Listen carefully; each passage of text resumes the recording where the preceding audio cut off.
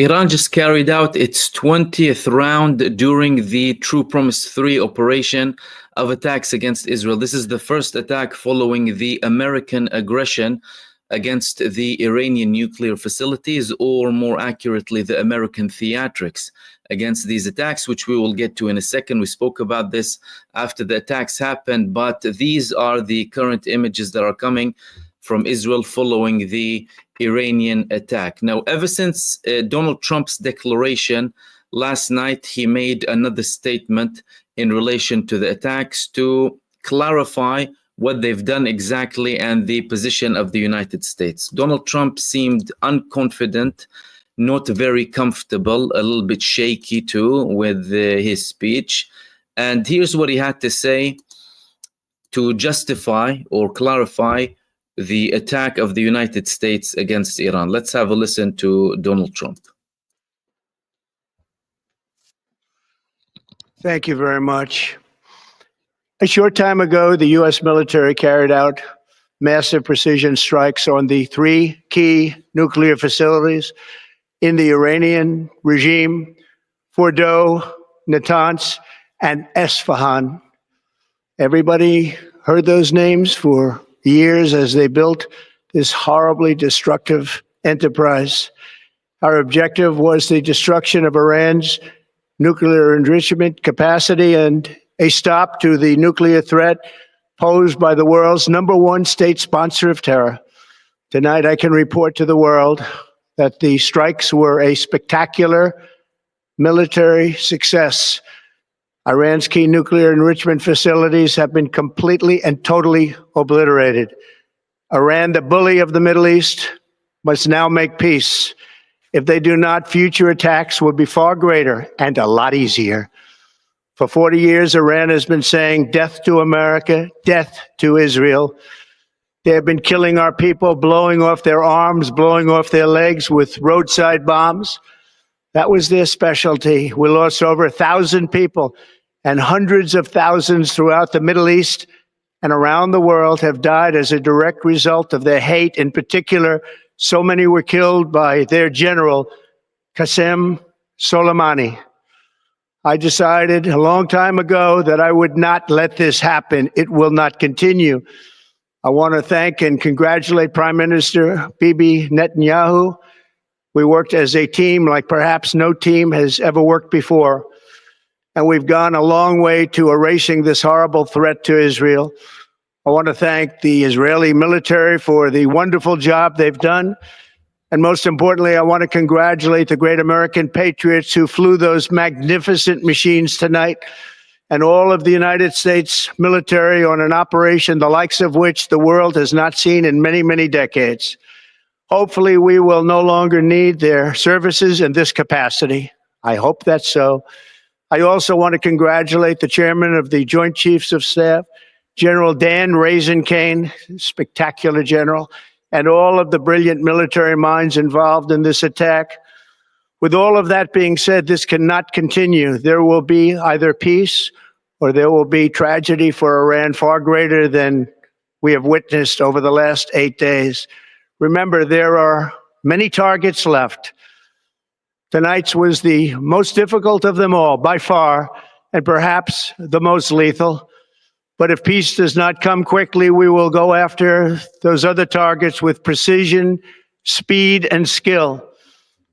Most of them can be taken out in a matter of minutes. There's no military in the world that could have done what we did tonight, not even close. There has never been a military that could do what took place just a little while ago. Tomorrow, General Kane, Secretary of Defense, Pete Hegseth will have a press conference at 8 a.m. at the Pentagon. And I want to just thank everybody, and in particular, God. I want to just say, we love you, God, and we love our great military. Protect them. God bless the Middle East. God bless Israel, and God bless America. Thank you very much. Thank you. Thank you, God. We love you, God. What the hell is wrong with this person? Very strange, very not confident. There's fear there, heavy breathing, clearly not genuine. There's a lot of theatrics happening there, and we spoke about that during the live stream earlier on, with the over-exaggeration of this attack. Now with more clarification coming from Iran about the insignificance of this United States attack. So this is, of course, propaganda coming from Donald Trump to try and show that this attack was somehow effective, spewing propaganda against Iran, or the chants of Iran against America. These are chants against the United States administration and what America has been doing to Iran. Well, why did he not mention Operation Ajax to overthrow democracies in Iran previously, and all of the hostilities of the United States, not just against Iran, but against so many countries across the world? Now, from Trump's perspective, he's of course trying to justify these actions and threaten that more will come if Iran doesn't come to the negotiating table. Now, these attacks coming from the United States are theatrics to save face. More information came from Iran today to clarify that these attacks had no real significance on the ground. At the end of the day, these attacks came on the openings of some of these nuclear facilities, and in the provinces, people were recording videos of no substantial damage coming in those areas. There were also other statements from the mayors in some of these provinces as well, to also state that no substantial damage has happened. Clearly, the United States did not destroy anything. There was an act from the United States, but nowhere near to the level that is required to actually destroy. And of course, there's an argument whether the United States is even able to destroy some of these facilities regardless. Iran, of course, they declared that they removed all of the enriched uranium in those facilities several days before, and there were also images that Iran actually shut the openings of the Fordo facility, and that is because Iran knew that an attack was coming. Now, remember yesterday we spoke about the fact that there was a report on CBS that the United States actually told Iran that it's about to carry out these attacks, that they're not going to be that significant, and the purpose of the United States is not to overthrow the Iranian government. These were the satellite images that were published by Iranian media showing how the facilities were actually shut before the United States attack on these facilities. So why did the United States do this? Again, this was a move coming from Donald Trump to primarily please Benjamin Netanyahu. There are very many reasons to believe that Donald Trump is compromised, is blackmailed by the network of the Israeli lobby, primarily Epstein. That's why he didn't want to publish all of the documents of Epstein. Therefore, he had to please the Zionist masters and Benjamin Netanyahu, who of course also made a statement to show that Donald Trump has been supporting us and Donald Trump is amazing and all of that nonsense. Now, from an Iranian perspective, there were several statements coming from Iran, of course clarifying the intensity or lack thereof, or the theatrical nature of this attack coming from the United States. But Iran did what Iran has to do, which is focus on the main target, which is Israel. The Iranians, they had multiple reports that the American forces could be targets. Any American or American base could be a legitimate target in the region.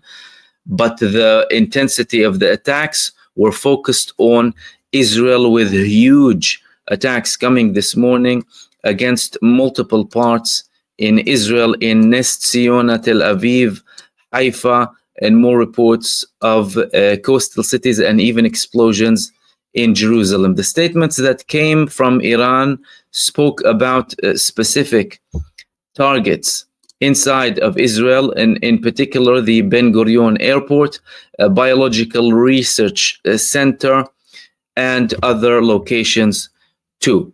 The IRGC, they released a statement, and in that statement they clarified what they attacked. So this was published in the Iranian Mehr News. Issuing a statement on Sunday, the spokesperson of True Promise 3 operation announced that Ben Gurion Airport, the Israeli regime's biological research center and alternative command control centers were the targets of the 20th wave of attack on the occupied lands. The IRGC fired various types of long-range ballistic missiles at targets across the occupied Palestinian territories on Sunday in the latest round of retaliatory strikes against the Israeli regime. The 20th operation of the Iranian attacks, part of the Operation True Promise 3, included multiple long-range ballistic missiles running on solid and liquid fuel. The missiles, equipped with powerful warheads, have defeated the Israeli regime's air defenses. And that is very accurate, because Iran, there were reports that for the first time they used the Khaybar Shakan missile, and the reports in Israel said that they did not even hear any sirens before the missiles landed. Israeli media, according to them, reported that around 30 Iranian missiles have been launched against targets in Haifa and in Tel Aviv. And there were, of course, a lot of images and footage, videos as well, circulating about of the destruction inside of Israel. This was one of the videos.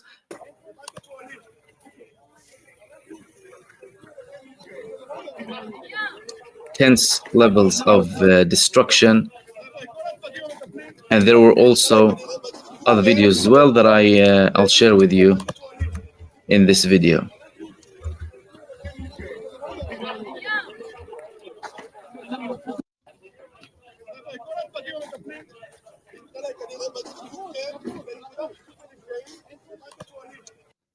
Of course, this was one of the videos. We have another video showing the intensity of the damage again.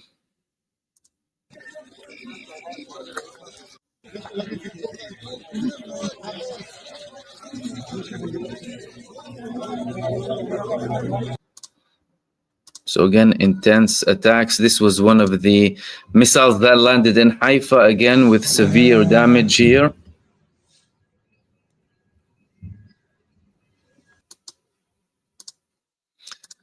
Then more videos were being published of the damage that Israel suffered.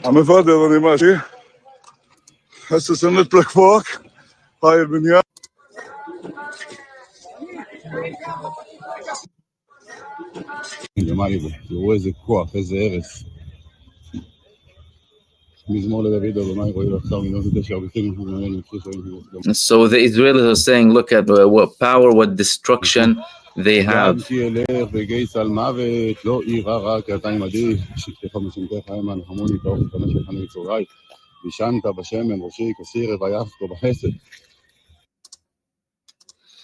So huge destruction. There were also reports that one of the locations that was targeted was actually a nuclear research facility, the Surk Nuclear Center. There were maps being posted online, published about the actual location being targeted, and smoke coming out of that area inside of Israel. As we can see in these posts here, this is one of the Israel's oldest nuclear centers, the nuclear research centers coming online. Now, the missile, the Khaybar Shakan missile, is one of Iran's most advanced missiles. This is the first time that they've used this in this escalation between them and Israel. It has the capacity to go through the Israeli defense systems without even being intercepted or monitored. Even there were no sirens coming after this attack from Iran this morning. And again, the images of destruction from multiple angles were very, very intense. As we can see, a lot of destruction coming in. There were lots of images coming from Israel, despite the censorship attempts, as we can see here from these pictures as well. A huge destruction. And by the way, all of this destruction is from one missile only. One missile only, the Khaybar Shakan Iranian missile going through all of Israeli air defense systems and layers of air defense without any interception whatsoever. So, what are we expected to see in the coming days? These were some of the main questions, of course, that people would be asking in relation to this conflict. And is the United States in full force? Is Iran going to target, U.S. bases now and open all-out front against the United States? Well, we need to understand a few things. Well, firstly, the statements that came from Iran spoke about Iran reserving the right to target U.S. interests as and when it sees fit. The statement that was the clearest statement came from the Iranian member of parliament and member of the national security, Ismail Kauthari. Ismail Kauthari said that the necessary steps have been taken to protect the nuclear facilities. We will continue attacks on Israel, and the American bases in the region will not be safe in any way. Attacking them will be much easier than attacking Israel. Again, this is a statement that came from Ismail Kauthari.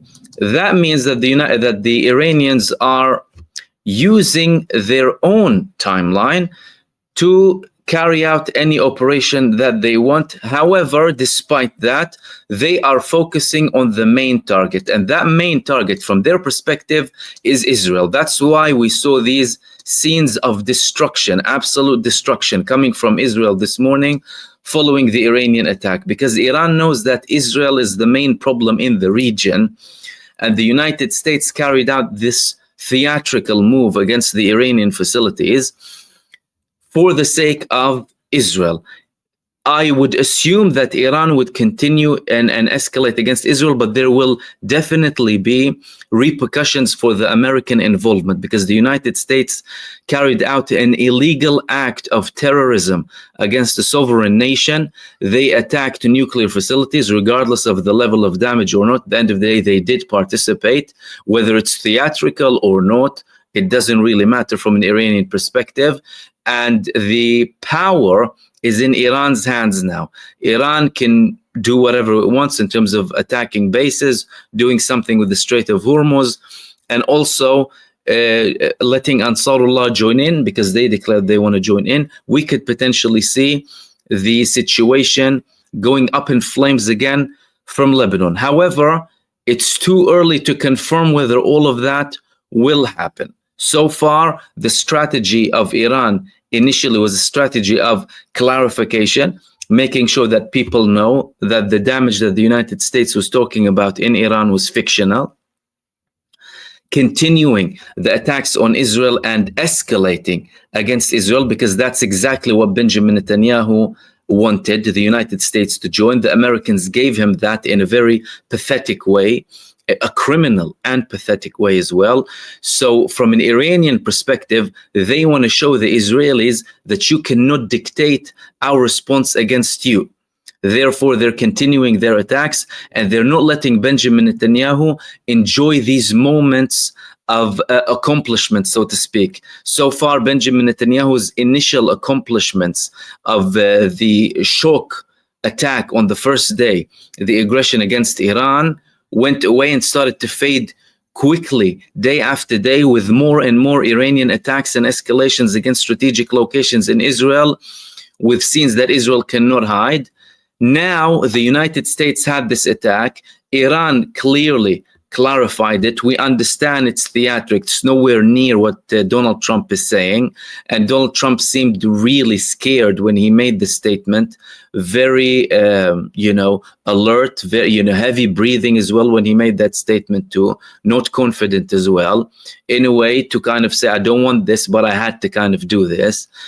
But Iran is not letting Benjamin Netanyahu enjoy any moment with a sense of accomplishment. Therefore, they had to make sure that the world sees the destruction scenes coming from Israel against strategic centers inside of Israel.